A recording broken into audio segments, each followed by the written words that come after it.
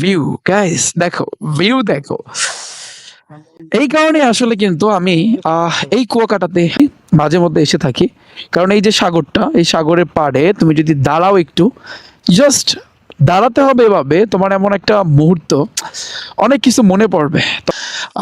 এবং অনেকের কথা মনে পড়বে, অনেক দুঃখ, বেদনা, সুখ, সবকিছু মিলিয়ে আসলে আমাদের এই জীবনটা। তো এই কারণে কিন্তু সাগরের পাড়ে যখন আসি, একটু দাঁড়াই, আমি একটু ঠান্ডা, নিরিবিলি এবং সুস্থ একটা মস্তিষ্ক নিয়ে আমি দাঁড়িয়ে যাই এবং কিছুক্ষণ আসলে ভাবি, চিন্তা করি, এবং কয়েকটা দিক এখানে চিন্তার বিষয় আছে।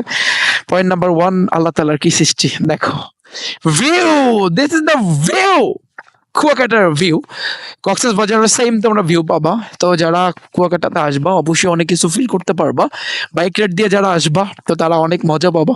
কি অবস্থা ভাই? কি অবস্থা? কেমন লাগতেছে এখন? কি অবস্থা? ছবি তুললাম। ও, জোস হইছে।